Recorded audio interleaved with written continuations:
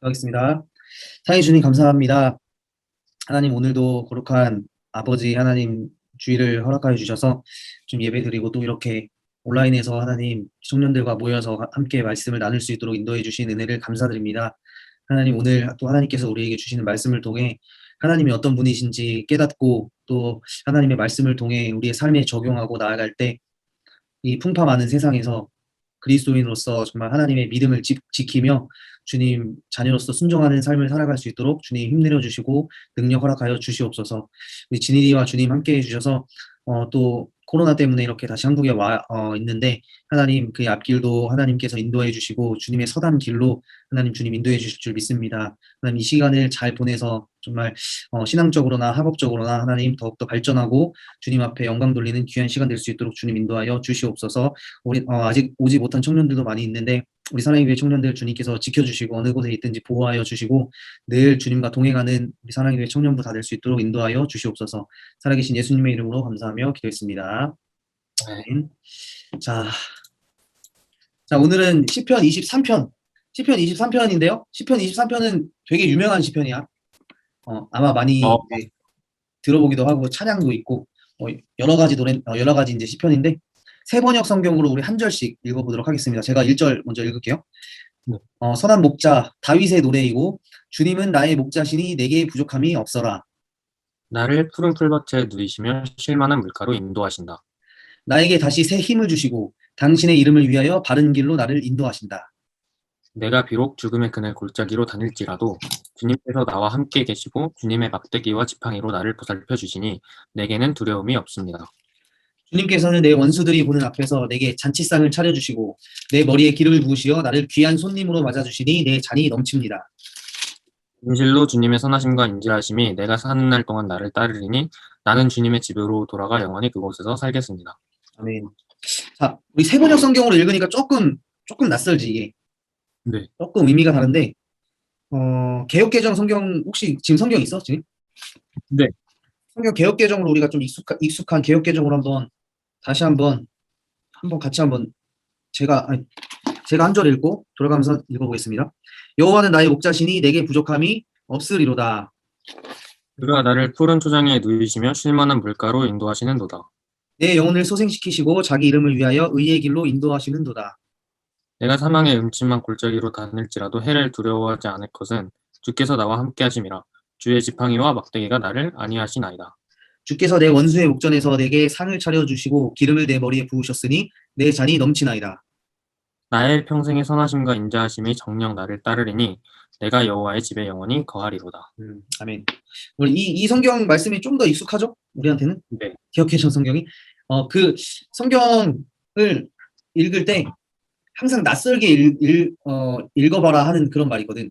그러니까 개역개정 성경을 계속 읽었던 우리가 이제 뭐 새 번역이나 아니면 영어 성경, 다른 번역 성경으로 읽어보면 알고 있었던 이 성경 말씀도 새롭게 다가올 때가 있거든. 그래서 맞아요. 여러 번역본 우리가 읽는 그 이유가 바로 그거야.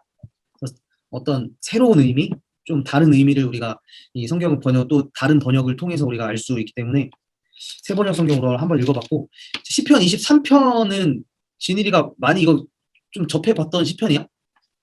네. 어떤 것 같아? 익숙해? 네, 많이 익숙해요. 이게 왜 익숙하지 우리한테 근데? 일단 찬양이 너무 유명하고. 그치. 이게 무슨 찬양이더라? 주님 여호와는 여호와는 나의 목자시니 부족함이 없으리로다. 그 어노인팅 건가? 그런 것 같아요. 제이어스였나? 맞아. 그 찬양도 있고 이거는 사실 또 찬양도 있고 우리에게 익숙한 이유가 하나 있는데 그림이요? 양 있는 그림. 그림이나 사진 이런 걸로도 되게 익숙하잖아. 여호와는 나의 뭐 푸른 풀밭으로 인도하시고 푸른 초장에 양이 막 근데 이런 거. 네. 그런 걸로 뭐 이거 이제 예전에 뭐 고대 중세 이럴 때는 사실 성경이라는 이 책을 일반 사람들이 가지고 있을 수 없었잖아. 이게 비싸기도 하고 이런 성경은 뭐 교회나 뭐 성당 뭐 이런 곳에 비치해 두는 용 그리고 그런 것들 이제 뭐 예를 들면 목사님의 신부 이런 사람들이 이제 전하고 그 읽는 그런 용어로 사용되어져 있는데 그래서 이제 고대 중세 때는 이 서민들 일반 사람들에게도 성경을 교육하기 위해서 그림을 많이 그렸대. 어, 그래서 뭐 예를 들면 뭐 여러 가지 우리 성경에 나오는 유명한 그림들 있잖아.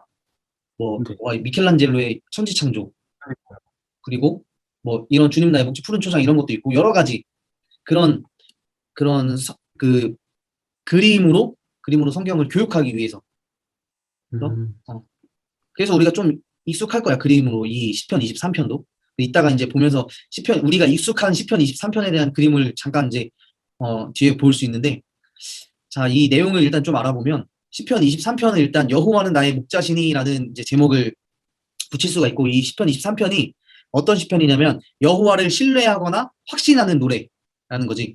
이 시편을 노래하는 기자는 어떤 공격 가운데서 신뢰를 하나님에 대한 신뢰를 표현하는 그런 시편으로 볼 수 있는데 전통적으로 이 시편이 어떤 사람에게 이제 위로로 여겼냐면 죽음이 가까워 오는 자들에게 위로를 주는 그런 시편으로 여겨졌대.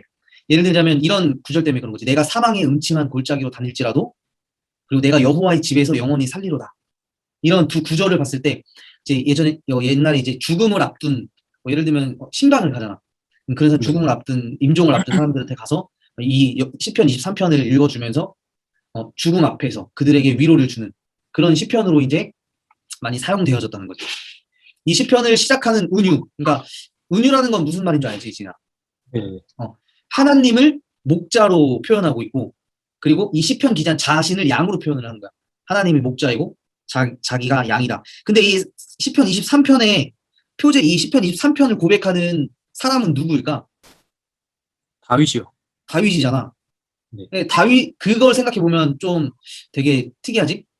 다윗도 어린 시절에 목자였고, 양을 치는 네. 목자였고, 그리고 또 이스라엘의 왕으로서 이스라엘을 돌보는 어떤 왕으로서 이제 부름을 받았는데 그런 다윗의 어떤 상황 그 인생의 상황을 이제 빗대어서 또 하나님을 목자로 자신을 양으로 이렇게 묘사를 하고 있는 은유를 통해서 자 그래서 하나님은 자신의 백성을 돌보는 왕으로서 목자이며 이 시편 기자 다윗은 이 관계를 매우 개인적이며 친밀한 방식으로 표현을 하고 있음을 볼 수가 있어요. 하나님은 그에게 목자이시고 또 목자로서 이 다윗 시편 기자를 보호하고 의의 길로 인도한다고 이제 고백을 하고 있어요. 후반부에 가면 이제 새로운 은유를 소개하는데 처음에는 하나님을 목자로 그리고 시편 기자 자신을 양으로 묘사를 했는데 뒷부분에 가면 이제 하나님이 이 시편 기자를 영예로운 손님으로 맞아주시는 어떤 그 연회장의 주인이신 하나님께서 이 양이었던 이 자신을 영예로운 손님으로 맞아주시고 있다는 거야. 그래서 시편 기자는 이제 동물이 아니라 인간 손님으로 대접을 받는 하나님께 대접을 받는 그런 또 은유로 나아가는 모습을 볼 수가 있어요. 그래서 이 시편 표제는 다윗과 연결시키고 이 다윗이 젊었을 때 목자였고 또 이스라엘 왕으로서 목자들 이스라엘 돌보는 어떤 그 왕으로 부름 받았다는 사실을 이 시편을 통해서 우리가 이제 알아볼 수 있다는 거죠. 이 내용을 통해서. 동준이 왔네? 네. 어, 우리 비켜줘야 근데 그러니까 좀 어떻게 보면 조금 뜬금없지 않아요? 뭐 이게 어떤? 뭐 예를 들면 앞에는 여호와는 나의 목자시니 음. 내게 부족함이 없다 하면서 이제 좀 어떻게 보면 되게 하나님을 찬양하고 뭐 이런 되게 평화적인 막 푸른 초장에 나를 누이시고 막 그런 되게 평온하고 되게 그런 어떤 비유죠. 갑자기 사망이라는 어떤 그 되게 무거운 주제가 나온 거는 이때 당시에 그 다윗이 겪었던 그런 역사적인 문제가 얽혀 있는 거예요. 뭐 그게 딱 어떤 거다라고 연결시킬 수는 없겠지만 이제 어쨌든 다윗이 이 고백을 했다고 봤을 때 사망의 음침한 골짜기로 다닐지라도 여기에서는 되게 무거운 주제, 무겁고 어떤 인생의 정말 음침한 힘든 골짜기를 지날 때였잖아. 그렇다고 본다면 다윗의 인생에도 이런 시기가 분명히 있었을 거란 말이지. 예를 들자면 성경에 기록된 것만 보자면 사울이 다윗을 죽이려고 쫓아다녔을 때 그리고 다윗의 아들이었던 압살롬이 다윗을 또 죽이려고 막 이렇게 반란을 일으켰을 때 다윗이 또 도망다니면서 어떤 그런 걸 회상하면서 그럼에도 불구하고 하나님께서 이제 나를 이제 지켜주시고 보호해주시고 위로해주신다는 어떤 그런 고백이 이 안에 담겨 있을 수가 있죠. 확 극명하게 대비되는 거잖아, 사실. 실만한 물가로 인도하시는 주님께서 또 갑자기 내가 사망의 음침한 골짜기에 있다 이런 주제들. 동준이는 시편 23편 내용 잘 알지? 처음부터 다시 해주시면 안 될까요? 오케이. 뭔지 몰라가지고. 오케이. 자, 그러면은 시편 23편을 우리 이제 시작한 지 얼마 안 됐어, 동준아. 그래요? 이제 여기 같이 한번 읽어볼까, 다시 그럼? 자, 그러면은 네. 저부터 시작해서 저 진일이 동준이로 이제 한 절씩 읽어볼게요. 네. 시편 23편이고 선한 목자 다윗의 노래야. 네. 주님은 나의 목자시니 내게 부족함이 없어라. 나를 푸른 풀밭에 누이시며 쉴만한 물가로 인도하신다. 나에게 다시 새 힘을 주시고 당신의 이름을 위하여 바른 길로 나를 인도하신다. 내가 비록 죽음의 그늘 골짜기로 다닐지라도 주님께서 나와 함께 계시고 주님의 막대기와 지팡이로 나를 보살펴 주시니 내게는 두려움이 없습니다. 주님께서는 내 원수들이 보는 앞에서 내게 잔치상을 차려주시고 내 머리에 기름을 부으시며 나를 귀한 손님으로 맞아주시니 내 잔이 넘칩니다. 진실로 주님의 선하심과 인자하심이 내가 사는 날 동안 나를 따르리니 나는 주님의 집으로 돌아가 영원히 그곳에 살겠습니다. 아멘. 예. 동준이 시편 23편은 되게 익숙하지? 예. 이게 동준이한테 어떻게 익숙해 이게? 저에게는요, 여호와는 나의 목자시니 뭐 이런 거. 예. 예수님께서 양떼를 지키시는 거잖아요. 예수님께서 바른 길로 인도하신다는 의미로 주님이 모든 것을 통찰하신다는 뜻인 것 같아요. 그치. 예수님도 우리의 목자가 되시고 우리를 지켜주시는 그런 분이시잖아. 그지? 예. 그것도 보면 이제 예를 들면 요한복음에 예수님은 우리의 목자, 나의 선한 목자다. 예. 그런 이야기가 나오죠. 신약 성경에. 어쨌든 신약 성경에 나오는 신약의 예수님은 구약의 어떤 말씀들이나 구약의 어떤 목자, 메시아, 구약의 왕 이런 것들을 성취하신 분이 예수님이시기 때문에 또 구약에 관한 그림들, 그러니까 구약을 잘 알아야지 예수님을 제대로 잘 알 수가 있다는 거죠. 구약을 잘 모르면 예수님을 제대로 알 수가 없어요. 예수님께서는 구약의 그 율법을 완성하러 오시고 그 구약을 가지고 구약을 성취하러 오신 분이기 때문에 이런 다윗의 어떤 이런 고백을 통해서도 우리가 예수님을 볼 수가 있는 거지, 또 동준이처럼. 그지? 예. 그치. 자, 우리 시편 23편을 그래서 오늘 한번 파헤쳐 보도록 하겠습니다. 예. 자, 시편 23편의 제목은 이거 여호와는 나의 목자시니. 자, 저기 진일이가 한번 설명 한번 해줄래?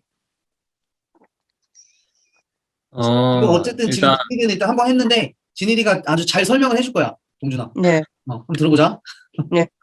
일단 여호와는 나의 목자시니 이거는 이제 어떤 하나의 은유, 그러니까 비유를 사용해서 이제 표현을 한 건데 원래 다윗이 그 목자였잖아. 양을 치는 목자였잖아. 그래서 다윗이 이제 하나님을 목자로 그리고 이제 자기 자신을 양으로 표현하면서 하나님을 어떤 신뢰하는 그런 어떤 모습을 더 이 구절에서 드러내는 게 아닌가 하는 그런 이제 그거를 이제 하고 있고 그 다음에 여기 이제 전도사님이 PPT 보면은 이게 나와 있지만 하나님은 이제 여기서 시편 기자라는 거는 다윗인 거잖아. 하나님은 다윗이 어떤 손님으로 있는 그 어떤 연애의 주인인데, 그러니까 초반에는 다윗이 자기를 양으로 표현했으면 이제 후반부에서는 다윗이 인간으로서 어떤 하나님께 그 초대된 손님으로서 대접을 받는다. 이런 좀 달라진 어떤 비유를 사용하는 그런 구절인 거죠. 그런 거야? 그렇구나. 됐다. 잘 이해가 됐지, 동준아? 예. 맞아. 그래서 좀 부연 설명해보자면 마지막으로 이 시편 여호와는 나의 목자시니 내게 부족함이 없으리로다. 이 시편 23편의 이 말씀, 이 고백은, 이 말씀은, 하나님의 말씀은 어떤 사람들의 위로가 되었냐면 죽음이 가까워오는 자들에게 위로를 주는 말씀이었어. 죽기 전에 이제 막 힘들고 죽기 전에 그 사람들을 위로해주는 어떤 우리도 신방 가거나 이렇게 병문안 가면 그 사람들을 위로해주잖아. 근데 이 말씀 근데 그 이유는 뭐냐면 여기 시편 말씀에 보면 내가 사망의 음침한 골짜기로 다닐지라도 두려워하지 않을 것은 주께서 나와 함께 하시는도다 이런 말씀이 있잖아. 그래서 여기서 사망의 음침한 골짜기. 여기는 이건 죽음을 이야기하고 죽음. 아, 죽음의 음침한 골짜기로 있을지라도 하나님께 함께 하신다 하면서 위로해주는 그런 성경 말씀으로 많이 이제 읽혀지고 사용되어져 있다는 거야. 네. 그런 시편이 이제 시간이 지나면서 모든 사람들, 어려운 일을 당하는 모든 사람들에게 다 읽혀지는 그런 이제 보편적으로 많이 이제 좋아하고 읽혀지는 그런 시편이 된 거지. 시편 23편이. 아, 자, 그래서 이 시편을 좀 어려운 사람들에게 읽어주면 위로가 되는 거야, 이 시편은. 자, 우리 이제 시편을 조금 더 구절별로 한번 살펴보도록 할 텐데, 자, 시편 23편 1절 말씀에 보면, 여기 빨간색으로 하나님 여호와는 나의 목자라고 이야기해요. 목자. 네. 목자라고 하면은 무슨 어떤 좀 느낌이 들어요. 목자. 양을 치는 거. 그렇지. 양을 치는 목자가 어떨 것 같아? 기분이 좋을 것 같은데, 기분이 좋을 것 같은데, 양으로 치려면 기분이 나쁘, 거겠죠? 목자 혹시 본 적 있어? 공준이? 목자? 목자요? 양을 치는 목자 본 적 있어? 아니요? 없나? 양을 치는 시골에 뭐 양 치거나 뭐 소를 키우거나 소를 치거나 이런 거 아, TV에서나 그, 본 적 없나? 저희 아빠 친구분이 염소를 치는 거 봤어요. 어떻게 쳐? 염소를? 염소를 키우고 그런 거잖아요. 근데요, 제일 장인한 걸 봤어요. 제가 좀 장인한 걸 봤어요. 잔인한 걸 봤어? 예. 염소를 치는 염소고기를 먹는 장에 먹겠다고 했거든요. 어. 근데 저희 아빠의 친구분이 염소를 그냥 불기로 버리거든요. 너무 끔찍했어요. 그랬구나. 그치. 목자, 그것도 목자지, 이제. 진일이는 예. 목자 하면은 어떤 이미지가 생각이 나니? 목자. 일단 아니, 이게 좀 어릴 때부터 너무 주입돼가지고 다윗이 저기 돌팔매질로 해서 사자를 물리치잖아요. 그래서 이제 뭔가 되게 작은 소년이 막 그런 이게 막 새총 같은 거 들고 다녀야 될 것 같고 막 이런 느낌이 좀 있긴 한데 일반적으로 목자하면 어쨌든 그런 걸 지켜야 돼. 양을 지켜야 되니까 조금 막 살짝 덩치가 크고 힘이 좀 세고 그다음에 조금 보호해주고 양을 보호할 수 있는 어떤 힘을 가진 네. 이걸 또 우리가 예수님은 주님은 나의 선한 목자라고 했을 때 예수님에게 대입하면 예수님의 이미지로 우리가 목자로 또 생각해 볼 수 있잖아. 네. 그렇다면 예수님의 모습을 통해서는 어떤 게 목자라고 볼 수 있을까? 예수님을 통해서 보면 우리를 보호해 주시는 분. 보호해 주시고 어떤 방법으로 보호해 주실까? 보호해 주신다는 의미가 이렇게 어떤 울타리를 쳐놓잖아요 원래. 그리고 옛날에 무슨 성경에 비유 있지 않아요? 집 나간 양? 99마리 양 뭔지 기억이 안 한 마리. 네. 예수님께서 이제 한 마리를 찾으러 가시는 잃은 양, 그지? 그런 느낌이 좀 있는 것 같아요. 그치. 이제 한번 그런 목자에 대해서 우리가 한번 생각을 해보고 조금 이제 우리가 이 부분에 대해서 조금 선입견을 조금 우리 깰 거야, 오늘. 자, 목자. 그런 이미지가 있지. 이 목자, 하나님은 나의 목자신데 그렇기 때문에 내게 부족함. 내가 양인데, 하나님이 내 목자시고 내가 양인데 내가 그 목자를 통해서 내가 부족함이 없다. 또 여기 보면은 아쉬울 것이 없다. 부족한 것이 없다. 영어 성경에서는 어떻게 나오지? 영어는 나의 어떤 보호자, 수호자 이 느낌으로 내가 아무것도 바랄 것이 없다. 네. 쉘이라는 게 좀 중요한 것 같아, 그지? 네, 좀 강한 느낌이죠. 자, 여기 보면 하나님께서 나의 목자가 되시기 때문에 내게 부족함이 없고 아쉬울 것이 없고 바랄 것이 없고 약간 뭐 이런 지금 문맥인 것 같아요, 그죠? 네. 다윗이 그렇게 하나님을 고백했어요. 자, 그런데 이 목자께서 어떻게 다윗을 인도하시냐면 23장 2절을 한번 동준이 한번 읽어줄래? 네? 23편 2절. 23편 2절이요? 밑에 있는 거. 네. 그가 나를 푸른 불밭에 누우시며 쉴만한 물가로 인도하시는도다. 이 하나님 여호와 목자, 자신의 목자가 이제 어디로 인도해 자기를? 푸른 불밭에. 푸른 풀밭에. 그리고 쉴만한 물가. 자, 푸른 풀밭하고 쉴만한 물가를, 이것도 하나의 어떤 상징 이미지로 이제 은유를 통해서 이제 시적 표현을 한 건데, 이 어떤 생각이 들어? 푸른 풀밭, 쉴만한 물가. 이 두 가지는 어떤 이미지야? 되게 평온하고 평온하고, 조용하고 조용하고. 뭔가 양이 되어서 한번 생각을 해봐, 양. 내가 살기 양이다. 좋은 곳이죠. 살기 너무 좋죠. 푸른 풀밭. 내가 양인데 푸른 풀밭으로 날 누이시는 거야. 푸른 풀밭으로. 시원한 음, 음. 바람을 느낄 수 있는 그런 곳? 시원한 바람을 느낄 수 있는 곳. 뜯어먹을 풀이 너무나 많은 거야. 예.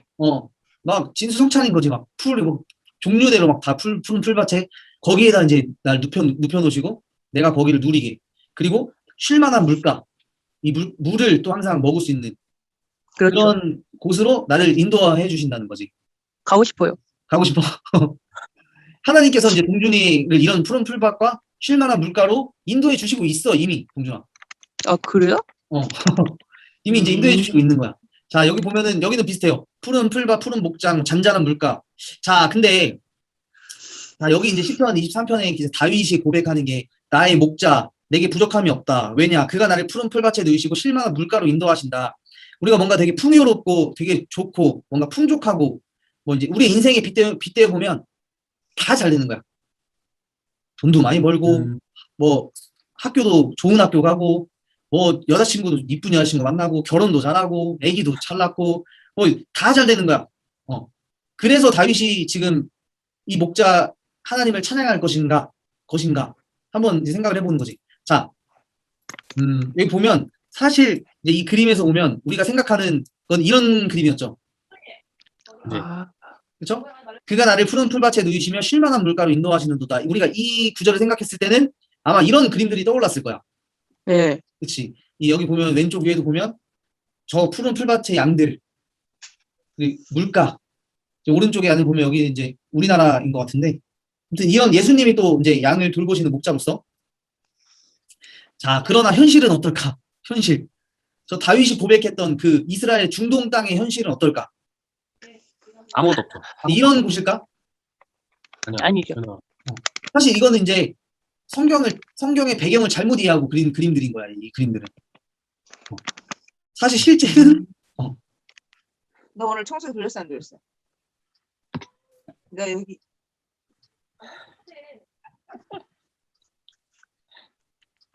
빨리요. 실제는 이런 모습을 볼 수가 있어요. 여기가 어디냐면 이제 이스라엘의 광야 아니고 광야. 광야인데 이제 다윗도 이스라엘 광야에 이제 살았고, 여기 보면 이제 저기 사람이 보이죠, 사람. 저 사람이 이제 목자, 이 염소와 양을 키우는 목자인 거지. 자, 우리가 생각하는 좀 그런 목자의 인상이랑 좀 다른 것 같아요. 여기가 쉴만한 물가라고 하는데, 이런 곳에서 쉴만한 물가일까, 여기가? 아니죠. 약간 진흙탕 같기도 하고, 상당히 물 부족 국가인 것 같기도 하고, 푸른 풀밭이래, 푸른 풀밭.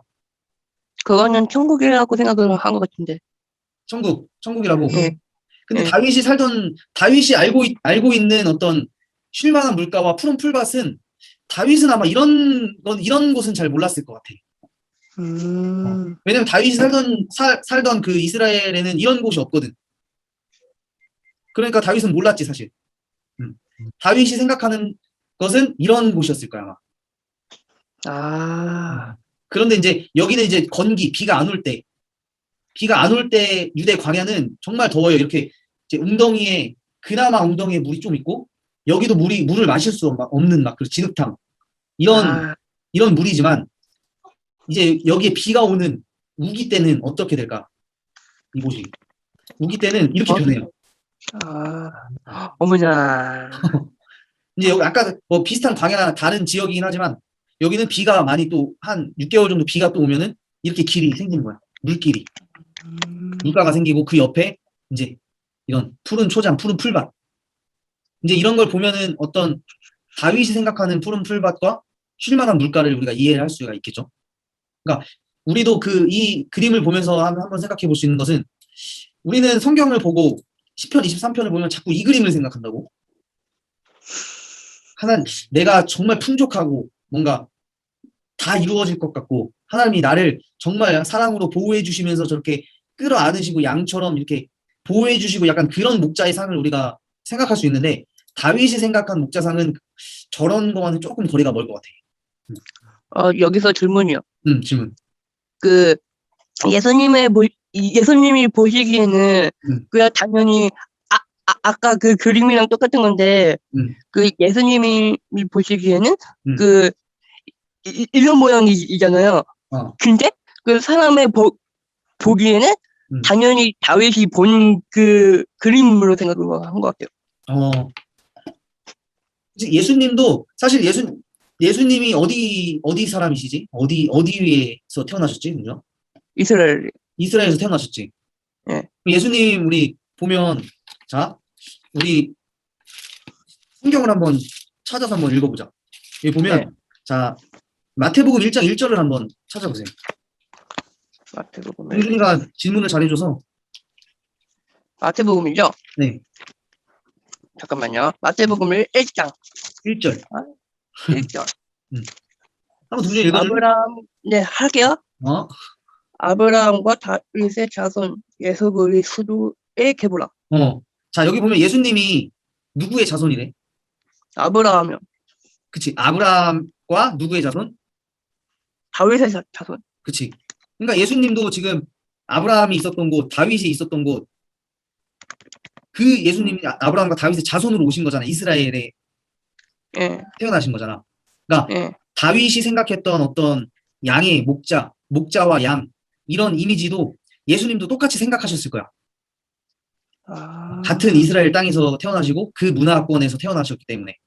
그러니까 예수님이 생각하시는 어떤 목자의 상 이런 것도 다 다윗이 생각했던 시편 23편에서 다윗이 말하는 그 목자의 어떤 이스라엘 문화와 배경에서 생각해보는 그런 요렇게 생각을 하셨을 수 있다는 거지. 왜냐면 이스라엘은 이런 데가 없어. 이런 배경이 없어. 이렇게 양이 이렇게 풀을 뜯어먹고 하는 곳이 많이 없단 말이야. 천국이 아닐까요? 어떤 하나의 천국으로 그냥 생각을 하면 뭐 이렇게 그림으로 표현을 할 수도 있겠지. 좋은 어떤 풍족한 이런 표현으로. 근데 이제 그 전에 우리 천국을 먼저 생각하기보다는 이제 다윗이 고백했던 이 목자와 양, 그리고 예수님이 생각했던 목자와 양 이런 것들을 생각해 보면 아마 요 그림이 조금 더 맞을 것 같아. 그래서 자 우리가 봤을 때는 사실 동준아, 예. 동준이 봤을 때는 이 그림하고 예. 이 그림 중에 어떤 그림이 제일 좋아? 그 세 번째가 좋은 것 같은데. 지금 보이는 거? 네. 진짜 어떻게 표현하는지 모르겠지만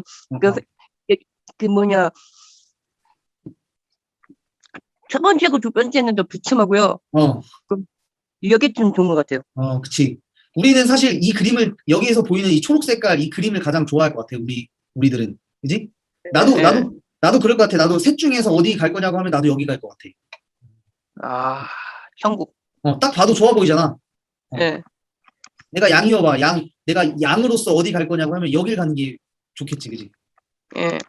자, 그런데 이제 다시 말씀으로 돌아서 생각을 해보자면 다윗이 생각했던 그 광야 그리고 푸른 풀밭, 쉴만한 물가는 아마 이런 모습이었을 거야. 두 번째, 세 번째, 첫 번째, 두 번째.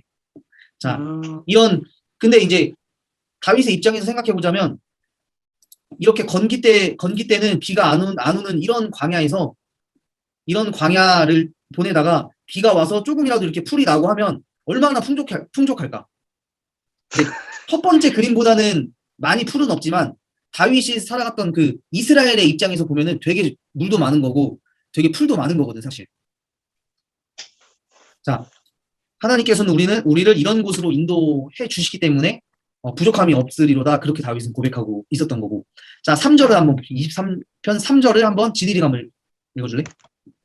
내 영혼을 소생시키고 자기 이름을 위하여 의의 길로 인도하시는 도다. 아멘. 여기 보면 하나님께서 또 목자 되신 하나님께서 내 영혼을 소생시키신대.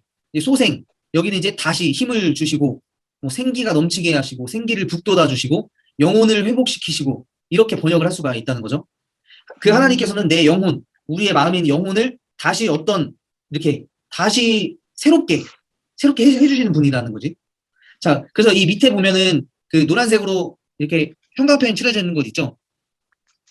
여기 단어에 보면 어떤 것을 손실에 대한 회복으로 돌려주다 이런 뜻을 가지고, 그러니까 영혼이 지금 막 이렇게 다운돼 있고 뭔가 낙심해 있고 영혼이 죽어가고 이런 상황을 다시 회복시켜 주신다는 거야. 하나님께서. 그리고 하나님의 이름을 위해서 의의 길로 인도하시는 그런 하나님을 볼 수 있죠. 의의 길은 뭐냐면 또 바른 길, 또 곧은 길, 뭐 바른 길로 인도하시는 분이십니다. 영어 성경에서도 righteousness 여기는 의로움이라는 단어가 음. 조금 들어가는 것 같아요. 되게 의로움의 길로 그의 이름을 위하여서 나를 이끄신다. 의로움의 길로. 네. 그럼 여기는 그래도 어쨌든 의로움 여기 이제 아마 히브리어로도 의롭다라는 그런 히브리어가 사용되어졌을 거야. 의롭다. 의로운 길, 바른 길, 곧은 길. 의로운 길은 뭘까? 의로운 길. 바른 길. 뭐가 의롭고 바른 길이야?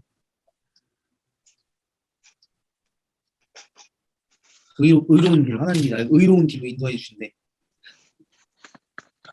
상당히 어려운 문제네요. 그럼 바른 길로 인도해 주신다. 바른 길. 다른 게. 조금 이제 올바른. 다윗도 나쁜 짓을 많이 했잖아요. 그래서 이제 많이 했나? 다윗이 무슨 나쁜 짓을 했지? 이제 이삭을 이제 장군 죽이고 아내 뺏고 이제 그리고 다윗은 하나님을 떠난 적이 없었나요? 다윗이 하나님을 떠난 적이 없다. 뭐 하나님과 멀어진 적은 있겠지. 다윗의 죄는 뭐야? 다윗의 죄. 가늠한 거. 가능한 거. 엿보기. 우리가 예전에 이것도 성경 공부할 때 한번 같이 한번 했었던 거 기억이 나나? 네네네. 이제 한번 했었는데. 엿본 게 엿본 죄. 혹시 동준이 엿본 적 있어? 아니요. 이스라엘의 거기 다윗이 살던 성에 올라가 보니까 되게 가장 높은 곳에 있어. 맞아요. 거기 위에 있으면 그냥 다 보이는 거야, 그냥. 그냥 어쩔 수 없이 그냥 눈 뜨고 있으면 보이는 거야. 다 보이는 거야, 아무거나 다. 뭐 빨래하는 것도 보이고, 다른 사람 옥상에서 뭐 고추 말리는 것도 보이고, 뭐 쌀 말리는 것도 보이고, 뭐 다 보이는 거야. 그러니까 왜냐면 다윗성이 가장 위에 높이 있고 그 밑에 이제 이스라엘 백성들의 이 민간인들이 사는 집이 다윗성보다 낮은 곳에 있으니까. 그러니까 다윗이 이제 전쟁 중에 잠자다 일어나서 이제 저녁에 자기 다윗성을 거닐다가 그냥 밑에 이제 이렇게 봤더니 그냥 매일 보던 것처럼 그냥 본 거야, 그냥 이렇게 거닐면서. 그런데 이제 그 순간 이제 바세바가 목하고 있는 걸 본 거죠. 바세바요. 보면은 그게 참 이게 고의로 죄를 지은 고의로 엿본 건지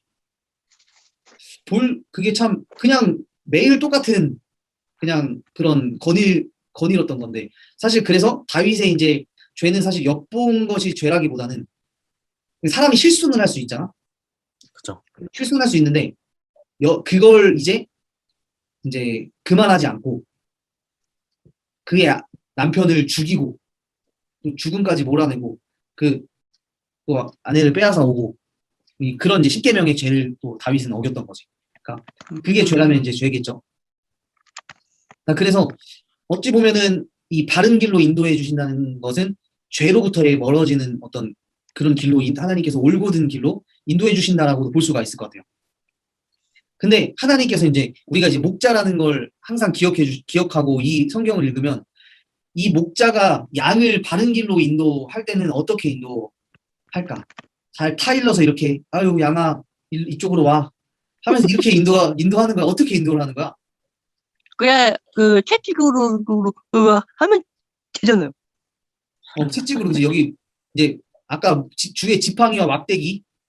예, 그러니까 실제로 이게 목자들을 보면 사실 아까 진일이가 이제 막 양을 보호하려면 되게 힘이 세고 막 뭐 뭔가 이렇게 그런 걸 이야기했잖아. 예, 근데 이제 이스라엘을 보면 맞아.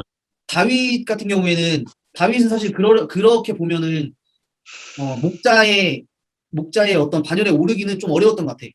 다윗이 소년이었을 때 키가 작고 또 왜소하고 그의 얼굴이 이렇게 고왔다, 잘생겼다 이렇게 얘기하는데 그거는 되게 미소년처럼 뭔가 이렇게 힘이 선생님, 있는 그 중에 하나요. 음, 그 가인과 아벨 어, 있잖아요. 음, 아벨도 그 양치기 소년 맞죠? 양을 쳤지. 아하. 맞아, 맞아. 그러면은 그러면은 다윗의 후손이 그 아벨이겠네요. 어, 아벨이 먼저지. 그러니까요. 어, 그, 아벨, 어, 그 뭐냐, 그 다윗의 자손이라고 부를까? 후손을 부를까? 조상. 뭐죠? 다윗의 조상?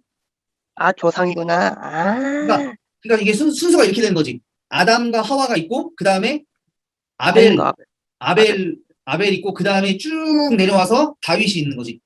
아, 그럼 자손이 아니라 그 조상이구나. 위에 있는 사람이지, 그지? 아, 자, 그래서 보면, 네. 목자가 양을 바른 길로 인도할 때는, 이렇게 해가지고 잘 얘기해서 가는 게 아니야, 바른 길로. 막, 도로에 막 이렇게, 어떨 때는 사람이 다니는 어떤 도로 이런 그런 데로 막 양이 들어갈 수도 있거든. 그럴 때 그 양을 바른 길로 인도하려면, 이 몽둥이 가지고 세게 막 엉덩이를 쳐야 된단 말이야, 이게. 예. 딱 아플 것 같아. 때려가지고, 자, 하나님께서 다윗을 그렇게 지금 바른 길로 인도해 주신다는 거야.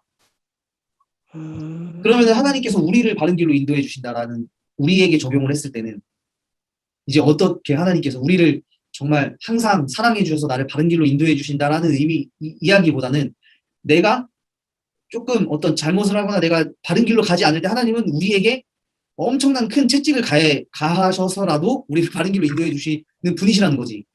그렇죠. 그래서 우리가 지난주에도 얘기했잖아. 징계 뭐 이런 거 하나님의 책망 그런 거지. 하나님이 책망을 하면서 우리를 인도해 주신다. 한국 교회도 마찬가지죠? 응? 한국 교회도 마찬가지죠? 한국 교회? 예. 그래서 예. 맞아, 맞아. 예, 한국에 있는 모든 음, 교회들. 맞아. 아, 한국에 있는 모든 교회들이 하나님의 말씀대로 가고 있지 않으면 하나님께서 어떤 징계를 내리셔서 바른 길로 인도해 주실 수도 있는 거지. 그렇죠. 아, 그렇구나. 자, 그래서 예. 어쨌든 목자의 이미지를 생각하고 하나님께서 우리를 바른 길로 인도해 주시는 것이 그래서 우리가 항상 늘 편하고 늘 좋고 아까 봤던 그 초록색 있는 화면에 있는 그런 것만이 하나님이 우리를 풍족하게 해주신다는 건 아닌 것 같아. 그지? 자, 우리 5절. 5절 한번 동준이 한번 읽어. 5절. 네.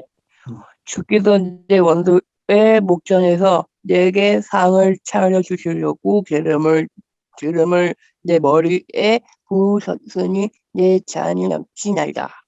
아멘. 자, 여기서 보면 하나님께서 또 나의 원수의 목전에서 눈앞에서 나한테 상을 차려주신 상을. 그리고 나에게 기름을 부어주시고 그래서 내 잔이 넘칩니다라는 고백을 하고 있어. 아, 이 기름을 발라주는 것, 이거는 뭘 뜻할까? 기름을 발라주신다. 얼굴에 기름을 부어주는 거 맞나요?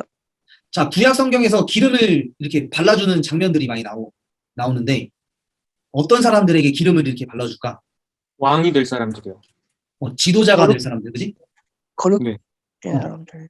맞아. 왕 하나님에서 세우셔서 지도자가 될 그런 사람들에게 이제 기름을 부으시고, 이 기름을 이제 붓는 것은 어떤 그 사람, 우리도 동준이가 얘기했던 것처럼 지금 거룩이라고 이야기를 했는데, 어떤 되게 좋은 거잖아. 기름을 예. 부은다는 게. 예. 그래서 하나님께서 상을 차려주시고 기름을 부어주시고 또 내 잔이 넘치게 해주신다는 거지. 자, 하나님께서 상을 차려주신다는 것. 이 상을 차려주신다는 것을 우리 성경 다른 부분에서 이렇게 보니까 이렇게 이런 구절들이 나와요. 내 잔이 넘칩니다라고 했을 때 구제를 좋아하는 사람들은 풍족하여질 것이다. 이런 구절이 있어요. 그러니까 구제를 좋아하는 자는 잔이 넘칠 것이다. 내 잔이 넘칠 것이다. 이렇게도 볼 수가 있을 것 같아요. 자, 그리고 남을 윤택하게 하는 자는 자기도 윤택하게 된다. 게으른 자는 마음으로 원하여도 얻지 못하나 부지런한 자의 풍족함을 얻으리라. 눈이 밝은 것은 마음을 기쁘게 하고 좋은 기변은 뼈를 윤택하게 한다. 욕심이 많은 자는 다툼을 일으키나 여호와를 의지하는 자는 풍족하게 된다.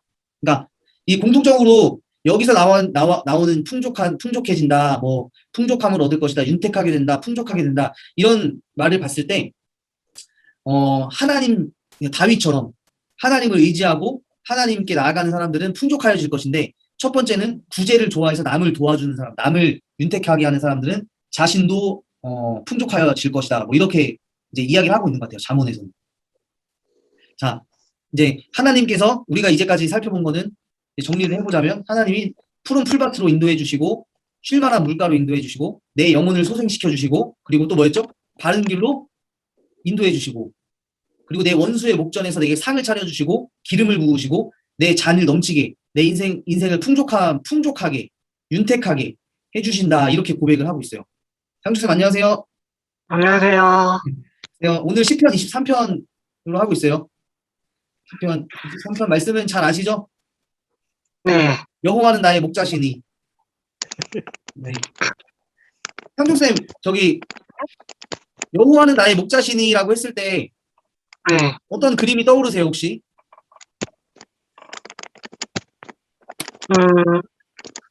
이 시편 23편의 말씀을 인도하는 거요. 네? 인도요. 인도. 인도 네, 혹시 이런 그림이 떠오르시나요?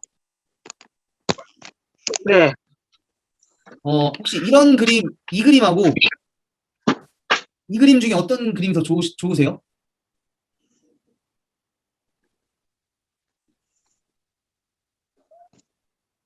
저는 고민 첫 좀- 번째가 그쵸, 첫 번째가 낫죠. 이게 낫죠. 네. 네, 우리가 양이라면은 첫 번째 이런 환경에 있고 싶어 하는데 이 시편 23편의 3편을 고백했던 다윗의 고백 속에 나오는 푸른 풀밭, 쉴만한 물가는 아마 이런 곳일 것 같아요. 이런 곳. 두 번째 거. 네, 여기 나오는 이 모습 그리고 이 모습 좀 암울하죠, 사실. 그렇다고 한다면 우리 인생이 자, 그래서 우리 계속해 보자면 자, 쉴만한 물가. 이 성경에서 나오는 쉴만한 물가와 푸른 초장, 내가 생각하는 그림이 아닐 수 있다는 거야. 하나님, 내가 아까 그 푸른 초장 그런 풍족한 것을 생각을 하나님 믿으면 하나님이 나의 목자가 되시면 내가 정말 그런 푸른 풀밭에서 정말 이제 어떤 풍족한 인생을 살아갈 수 있다라는 환상을 깨버려야 된다는 거지. 그게 최종 목적의 복이 아닌 거야. 기독교의 복은. 쉴만한 물가 푸른 초장, 내가 생각하는 그림이 아닐 수가 있다는 것을 기억을 해볼 수 있어요. 자, 이 그림 보면 어때요? 어때?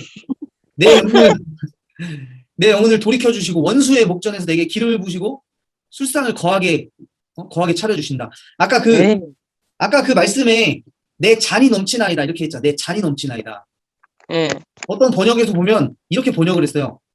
자, 보면 내 잔이 넘치나이다. 여기 가톨릭 성경에 보면 저의 술잔도 가득합니다. 아, 이렇게 보면. 그러니까 이스라엘에서 우리의 어떤 고정관념으로 봤을 땐 이런 술하면 이런 것들이 생각이 나잖아. 이걸 표현하는 것이 아니라 이제 다윗의 고백이 나오는 내 술잔이 넘치나이다 했을 때는 이제 이스라엘에서는 물이 귀하잖아. 네. 물이 귀해서 이 사람들은 물 대신에 포도주를 마셨어. 포도를 재배를 해서 포도를 짜가지고 보관을 해놓는 거야. 그리고 물이 많이 없기 때문에 물 대신에 포도주를 먹는 거지. 그런 어떤 문화 안에서 생각해 보면, 만약에 이제 우리가 뭔가 풍족하고 뭔가 우리가 이제까지 생각했던 어떤 그런 이미지들로 생각해 봤을 때, 여기 보면 이분들이 모여가지고 지금 술 파티를 벌이고 있잖아. 네. 어떻게 보면 여기 보면은 잘 나가는 사람들 시계 봐봐. 시계, 뭐 넥타이 뭐 이런 거 봐봐. 시계도 막 금으로 그냥 막 다 잘 나가는 사람들인 것 같아. 저런 것이 사실 우리가 하나님 앞에 이렇게 살게 해달라는 그런 고백의 이런 그림은 아니잖아, 사실. 그렇죠. 그치? 그런데 하나님 믿고 이런 걸 원하는 성도들이 많이 있단 말이에요. 아이고. 굳이, 굳이 뭐 저기 술상을 차려놓고 이게 아니지만 이 술상과 이 그림이 표현하는 하나의 이미지, 하나의 어떤 그 연상해 볼 수 있는 건 뭐냐면 그냥 이제 내가 하고 싶은 어떤 풍족한 내가 누리고 싶고 하나님은 나에게만 복을 주셔서 아예 나 참견하지 마. 나에게 어떤 푸른 풀밭과 쉴만한 물가만 나에게 제공을 해주면 돼. 뭐 이래놓고 이제 하나님 없이 그냥 이렇게 누리면서 살아가는 그런 게 아니라는 거죠, 우리는. 그죠? 동준이 어떻게 생각해? 한숨을 지금 2번 쳤는데. 보기만 해도 진짜 기분이 안 좋을 것 같아. 아, 보기만 해도 기분이 안 좋을 것 같아. 네. 어떤 면에서? 아, 먹는 거는 좋은데, 어. 술은 싫어요. 사실 이 그림으로 네, 봤을 때도 우리랑 좀 안 맞죠, 그죠? 네. 음. 솔직히 말해서, 저는 맥주를 좋아하긴 좋아하는데, 맥주도 술이잖아요. 어. 아휴, 참. 아무리 제가 맥주를 좋아하는데 하더라도, 이런 거는 진짜 아니라고 생각을 해요. 그래, 형 먹으면 안 되지. 먹으면 안 되지, 동준아. 그렇죠. 난 입에도 안 되는데. 동준아, 나도 맥주 좋아했었어. 아, 그래요? 근데 지금은 잘 안 먹어. 아, 근데 나중에 저기 유럽은 독일은 맥주가 물보다 싸대. 그래서 맥주를 마신대, 물 대신에. 근데 이제 사실 술에 관한 우리가 어떤 여러 가지, 이제 우리가 예전에도 많이 얘기했잖아, 술에 관해서. 네. 먹는 거, 먹지 않는 거, 뭐 그런 거가 중요할 수도 있겠지만, 우리 신앙의 어떤 기준이 될 수가 있고, 뭔가 또 도움이 될 수가 있고, 그럴 수 있지만, 술 먹고 안 먹고를 가지고 이 사람의 신앙을 판단하는 것까지 어떤 정죄하고 판단할 수는 없다는 결론에 이르렀잖아, 사실. 그래서 진일은 어떤 이런 삶을 봤을 때, 일 때문에 어쩔 수 없이 하거나 아니면 진짜 그냥 내 믿음이 흔들리지 않는 선에서 하는 거는 저는 나쁘진 않다고 생각은 해요. 네. 이제 그게 반복되고 막 이렇게 많아져서 뭔가 문제가 생기고 그것 때문에 교회를 멀리 하게 되고 이렇게 된다면 이제 그때부터는 문제가 생기는 거죠. 근데 그치. 그런 행위 자체로만 보고 나쁘다 이거는 아닌 것 같아요. 그러니까 비단 여기 이제 술상으로 지금 표현이 돼 있어서 그런데 이제 그러니까 술상으로 표현되어져 있는 이 그림은 사실 술의 문제라기보다는 하나님이 내 영혼을 돌이켜 주시고 어떤 내게 기름을 주어 주시고 내 술 자리 넘치게 풍족하게 해주신다는 것은 어떤 축복을 이야기하는 거잖아. 나에게 복을 주시는 걸 이야기하는 거야. 근데 그 복을 주시는 그 복이 우리가 얘기했던 것처럼 하나님과 동행했을 때 하나님의 말씀과 함께 했을 때 어떤 누리는 복을 이야기해야 하는 건데 이제 우리 많은 기독교인들, 많은 사람들이 어떤 이런 복, 내가 잘 되고 내가 풍족해지고 나만 어떤 이런 하나님 없이 내 사업이 성공해야 되고 이런 쪽으로 너무 하나님 없이 그렇게 나아가고 있지는 않은가라는 것을 단편적으로 표현해 주는 그림으로 제가 가져왔는데 저도 여기 이렇게 한번 이렇게 참석을 한번 해보면 요 자리에 요 자리에 제가 딱 들어가서 여기 앞에서 저도 요 자리에 참석을 해서 있다고 생각해 보면 사실 저는 그런 생각을 해볼 수 있을 것 같아요. 내가 하나님을 위해서 일을 하고 하나님을 위해서 사역을 한다고 하지만 어찌 보면 나의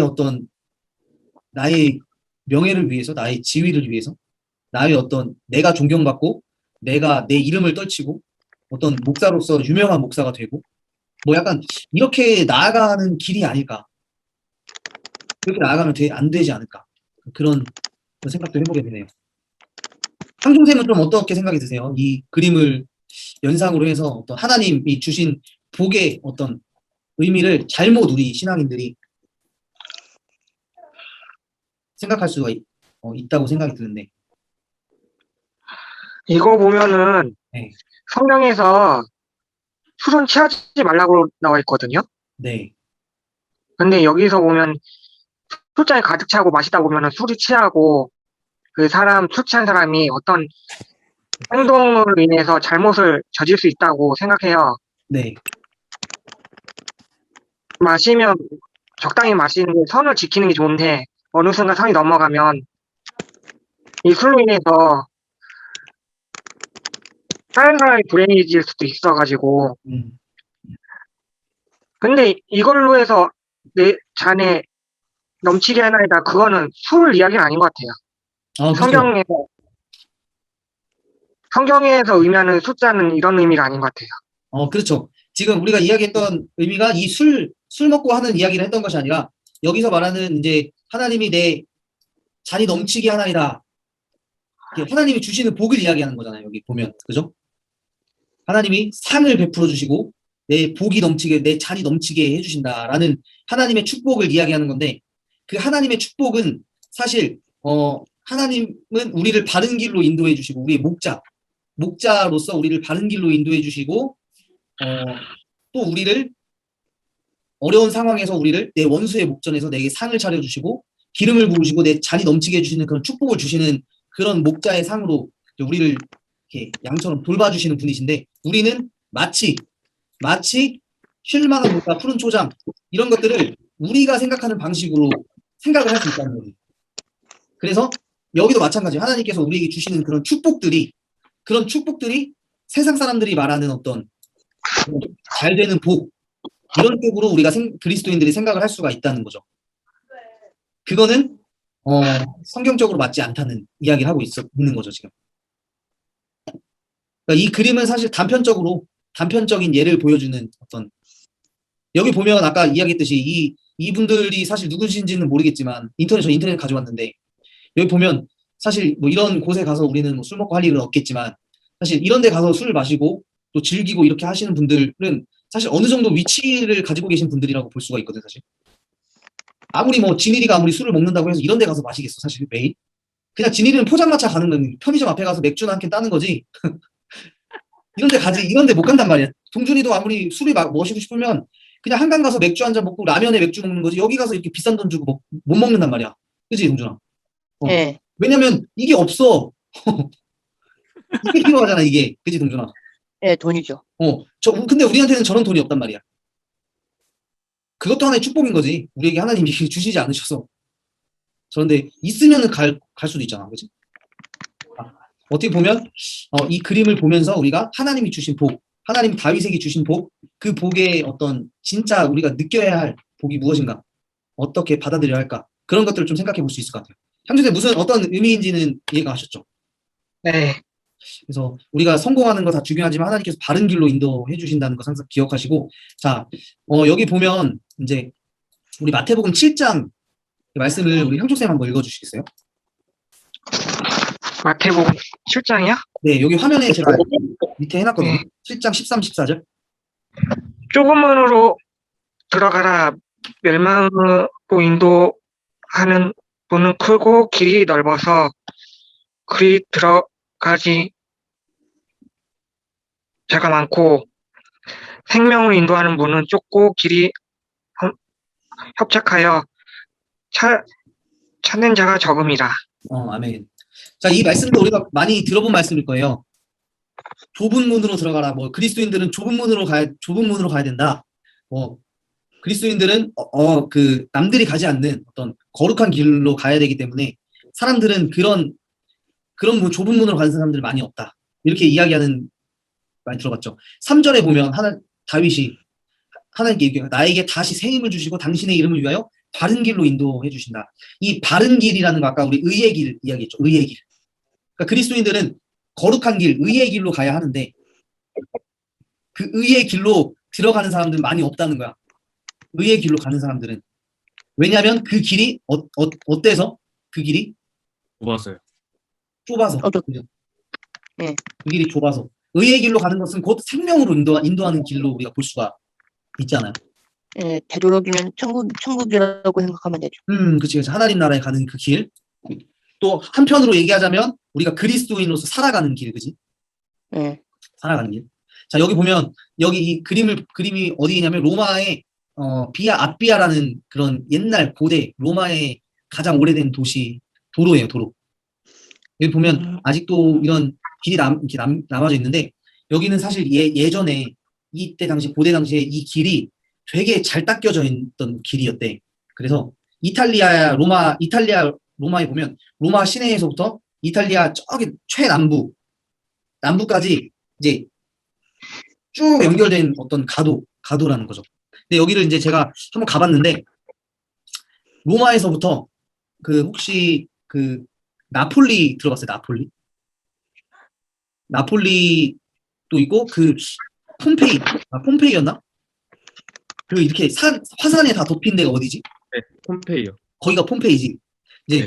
그 폼페이에서부터 시작해서 나폴리를 지나서 이제 로마까지 올라가는 길을 따라서 가는데, 지금은 이 아피아 가도라는 게 이제 뉴 아피아 가도라고 그러니까 새로운 아피아 가도가 생겼는데, 이게 되게 한 몇백 킬로가 됐는데, 이게 다 직선이야, 직선 그냥. 그러니까 사실 이거 직선 도로로 한 진짜 몇백 킬로를 직선으로만 가는 거야, 그냥 계속 쭉. 그러니까 그 정도로 이 길이 정말 옛날에는 이 군사용 도로로도 사용되고 근데 사실 이 도로가 지금에는 가보면 이 사진을 보면 알겠지만 다 이렇게 땅에 묻혀서 아니면 이렇게 어떤 부산물 이게 숲 속에 이렇게 가려서 이런 길이 이제 많이 없어지는 것 볼 수 있는데, 사실 예전에는 그 군사용 도로 이 아피아 가도로 엄청나게 많은 사람들, 많은 어떤 상인들 그리고 사람들이 많이 다녔을 거야. 근데 지금 가보면 이 길에 다닌 사람이 있을까 없을까? 이 도로를 이용한 사람. 그쵸? 한 명도 없어. 이 도로를 이용한 사람은 찾아봐도 없어. 왜 그럴까? 왜? 이게 너무 좁아가지고. 좁아서. 가물었어. 가물어서. 왜냐면 좋은 도로가 있으니까 안 가는 거지. 크고 넓은 도로가 있기 때문에 여기는 이제 더 이상 갈 수 없는 거야. 이제 뭐 길이 끊어진 것도 있겠지만, 사실 사람들이 이 도로로 갈래 아니면 옆에 4차선 도로가 있는데 어디로 갈 거야? 물어보면은 10명 중에 10명은 4차선 도로로 갈 거란 말이지. 그치? 그거를 우리 이제 신앙에 대입을 해보고 적용을 해보자면, 사실 우리 그리스도인들이 가야 할 길은 바로 이런 길이라는 거예요. 아, 좁지만 이 길 가면 되게 불편할 거야. 왜냐면 저기 보면 되게 이렇게 턱도 있지, 울퉁불퉁하지, 흙도 있지, 도로가 일자 이렇게 잘 닦여 있지 않는 도로거든. 근데 우리 인생은 하나님을 믿고 예수님을 믿으면서 살아가는 인생은 이런 우여곡절들이 있다는 거야. 내가 하나님을 믿으면서 핍박받을 수도 있어. 사람들에게 미움받을 수도 있어. 지금 같은 코로나 시대에 교회 다니는 것 때문에 우리가 욕먹을 수도 있는 거야. 그럼에도 불구하고 우리는 4차선 도로를, 그렇다고 해서 우리가 교회를 떠나서 4차선 도로를 갈아타는 것이 아니라 그냥 이 길을 묵묵하게 가는 거죠. 그 얘기를 들으면 핍박을 받으면서, 그럼에도 불구하고 이 좁은 도로 끝에는 누가 서 계시는 거야? 이 도로 끝에는 예수님? 우리 하나님. 구원자 되신 하나님, 예수님이 끝에 서 계시는 거지. 4차선 도로를 갈아타면 안 되는 거죠. 그래서 생명으로 인도하는 분은 길이 좁고 협착하다. 바른 길로 하나님께서 인도하시는데, 우리를 바른 길로 인도하실 때는 우리를 채찍질로 엉덩이를 때려가면서 이런 어려운 길로도 우리를 인도해 주신다. 마지막으로 우리 좀 해보자면, 하나님께서 우리에게 베풀어 주시는 쉴만한 물가, 푸른 초장은 내가 생각하는 그런 그림이 아닐 수 있다는 거예요. 그리고 술상을 베풀어 내 잔이 넘치나이다. 하나님께서 주시는 축복, 그 축복도 내가 생각하는 그런 축복이 아닐 수 있다는 거예요. 그런데 그 쉴만한 물가와 또 푸른 초장, 그리고 하나님께서 우리에게 복을 주시는 이런 넘치는 이 술상을 이렇게 형상화해서 우리에게 주시는 그런 축복, 그 자리가 나를 바른 길로 인도하는 자리인지, 그게 중요한 거야. 만약에 우리가 쉴만한 물가, 푸른 초장에 있어. 하나님이 축복을 주셨어. 그런데 그 모든 것들이 나를 바른 길로 인도하지 않는다. 그러면 그건 하나님께서 우리에게 주시는 복이 아닌 거야. 아닌 거라는 거죠. 우리의 삶도 마찬가지예요. 여기에 계신 모든 청년들도 하나님께서 지금 나에게 허락한 이 자리가 곧 나를 그리스도인으로서 바른 길로 인도하는 자리라면 거기가 쉴만한 물가인 거야. 거기가 푸른 초장인 거고. 근데 현실적으로 눈에 보이는 건 그렇지 않죠. 현실적으로 봤을 때, 여기가 푸른 풀밭이야? 쉴만한 물가야? 이게 내 상황이 이게 쉴만한 물가라고? 이게 나에게 복을 주신 거라고? 더 주셔야 될 것 같은데 그런 생각 들죠 사실. 어떤 것 같아? 동준이의 삶이 지금 하나님께서 바른 길로 인도해 주시는 어떤 그런 자리인 것 같아, 동준아? 하나님께서 주신 복은 그 영적인 복을 내 마음을 주시는 그 복이라고 생각을 해요. 그 세상이 주는 복은 당연히 이렇게 술이나 이렇게 먹을 것만 있는 것이지 그 하나님께서 주신 그 복이 아닌 것 같고 하나님께서 주신 복은 그 영혼을 소생시켜 주시고 모든 것을 통찰하시고 모든 것을 감찰 하시는 분이라고 저는 이렇게 생각을 해요. 바른 길로 인도하시는 하나님의 말씀인 것이지 뭐 그런 거에는 전혀 아니라고 생각을 해요. 아멘. 동준이는 지금 하나님 앞에서 그러면 바른 어떤 하나님을 의지하고 나아갈 때 동준이의 상황이 그렇다면 영적인 복을 받는 어떤 그런 상황이 있다면 동준이가 처한 상황이 있지 지금. 네. 동준이가 다니고 있는 어떤 직장이나 면 동준이의 가정이나 동준이의 친구들이나 어떤 동준이가 살아가고 있는 모든 그런 환경과 상황들은 바로 쉴만한 물방인 거야. 풀은 풀밭이고 그리고 하나님께서 동준이에게 복을 주시는 그런 환경들인 거야. 그러면 어떤 그런 환경이 그렇다면 동준이는 어떤 고백을 할 수 있을까? 이제 그야 당연히 그 하나님의 말씀으로 순종하면서 그 삶에 있는 모든 것들을 다 내려놓고 그렇게 무릎을 꿇으면서 그렇게 해야 될지 아니면은 정말 깊이 묵상하면서 하나님을 더 알게 해달라고 이렇게 바리깡을 이렇게 붙잡고 기도해야 할 것 같아요. 그치. 더 기도하고, 그러니까 동준이가 그런 상황에 있다면 하나님께서 복을 주시는 인생이라고 생각을 하면 이제 시편 23편에 따르면 다윗이 이런 고백을 해요. 내 평생의 선하심과 인자하심이 반드시 나를 따르리니 내가 여호와의 집에 영원히 살리로다. 이런 고백을 하는 거야. 그러니까, 그리고 그 욥기에서를 보시면은 당연히 제가 욥으로 생각하면 되겠죠. 그치. 감사의 고백을 할 수 있는 거지, 그치? 그죠? 네. 모든 상황과 환경을 감사할 수 있는. 그렇죠. 아멘. 자, 진일이는 어때? 향족쌤도 한번 나눠주시죠.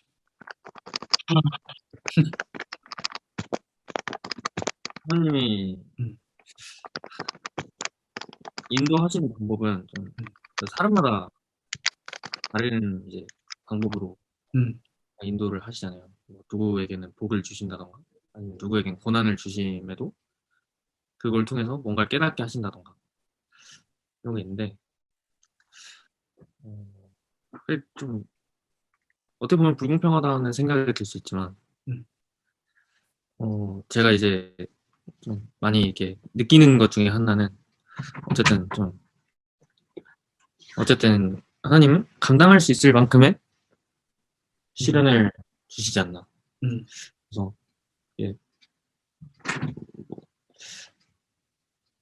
사실 잘 모르겠어요. 근데 어쨌든 하나님이 아시겠지만 그런 어떤 고난들 때문에 교회를 떠나는 사람들도 있잖아요. 그러고 아예 안 돌아오는 사람들도 있는데 그럴 때 과연 하나님이 진짜 바라신 게 뭘까? 그 사람이 너무 고통스럽게 하나님을 떠났는데 왜 하나님은 붙잡지 않으실까?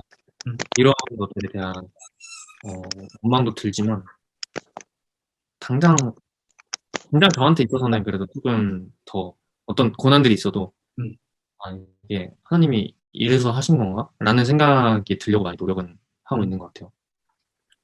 내가 진일이를 보면서 나는 이제 내가 진일이었다면 그런 생각을 해볼 것 같아.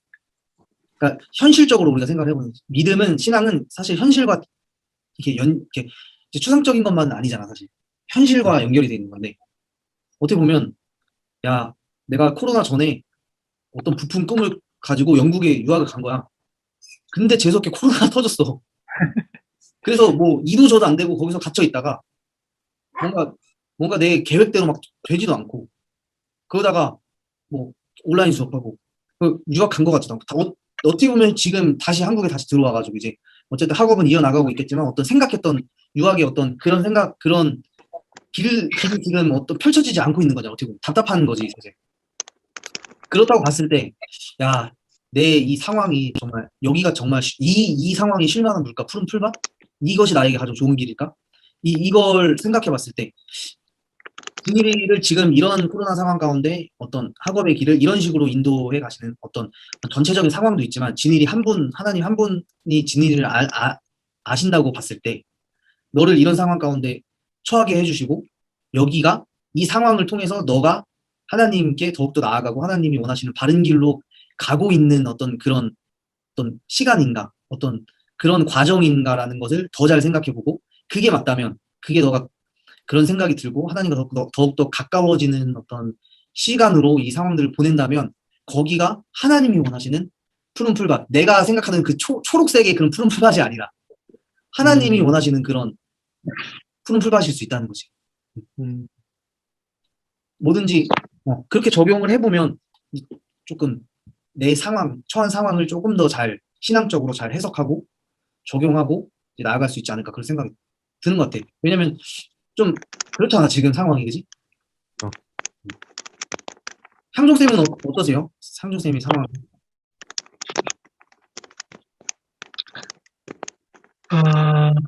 제가 생각한 푸른 풀밭은 그거 같아요.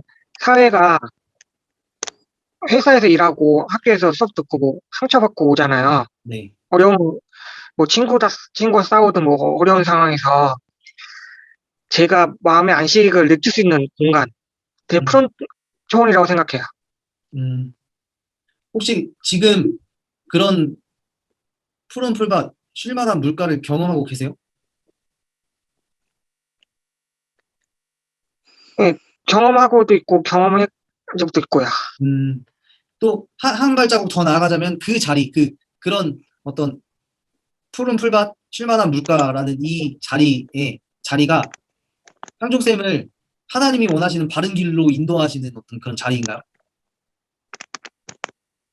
왜냐면 내 육신적인 어떤 몸이나 상처나 이런 것들을 해결받을 받을 수 있는 상황은 있을 수 있지만 그걸 통해서 내가 하나님과 더 멀어질 수도 있거든요, 사실.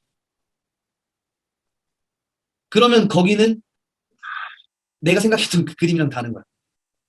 아니, 저는 지금 푸른 초원은 제가 생각하는 거는 네. 이게 하나님께서 저희한테 시련을 주긴 하는데 네, 그 시련을 이겨낼 수는 있잖아요. 네, 나중에 가면은 더 큰 시련이 올 수도 있거든요.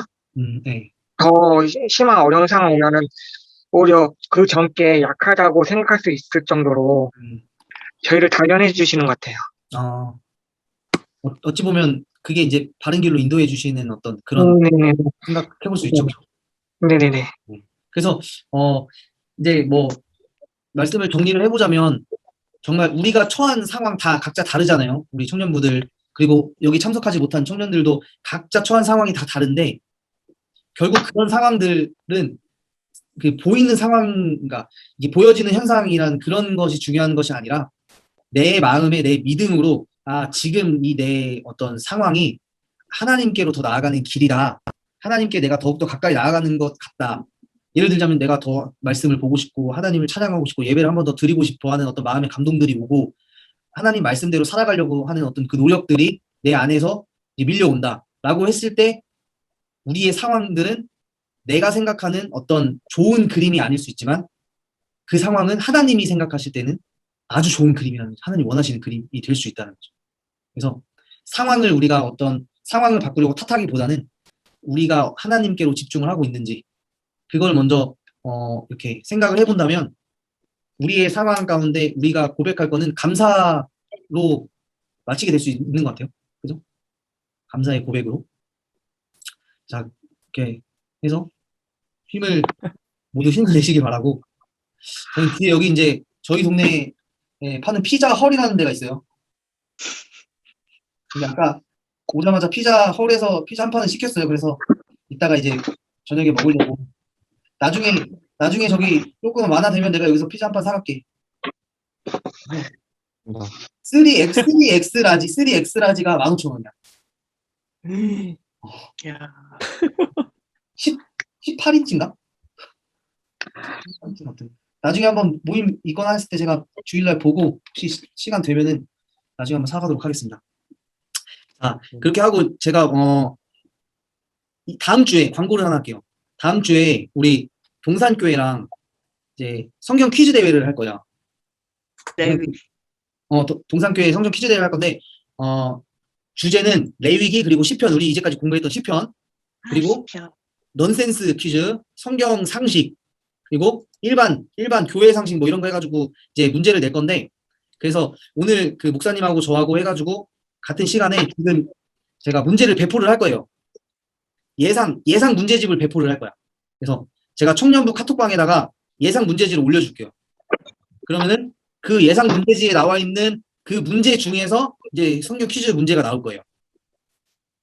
그러면 이제 일주일 동안 그 예상 문제지로 공부를 좀 한 다음에, 근데 거기 안 나오는 문제도 있어, 근데. 아하. 뭐 넌센스나 이런 거나 좀 다른 것들 중에서 새로운 문제들, 그러니까 안 준 문제들도 있을 거야. 그래서 그런 문제들이 이제 그때 가가지고 이제 풀면 되고, 이제 보통은 성경, 그거 재밌어요? 재밌지. 선물도 있고. 그 동준이도 이제 공부 열심히 해가지고 이제 탁 해가지고서 이제 도전 골든벨처럼 딱 이렇게 해가지고 하면 이제 좋지. 써가지고. 자, 그래서 시상도 할 거예요. 시상은 이제 1등만 아는 이 더러운 세상은 2만 원 상품권, 문화상품권. 그리고 이제 우리 너무 1등만 아니까 2등이 더 좋은 거야. 2등이 3만 원 상품권이야. 이제 2등을 하려면 내가 아는 문제도 양보를 해야 돼. 왜요?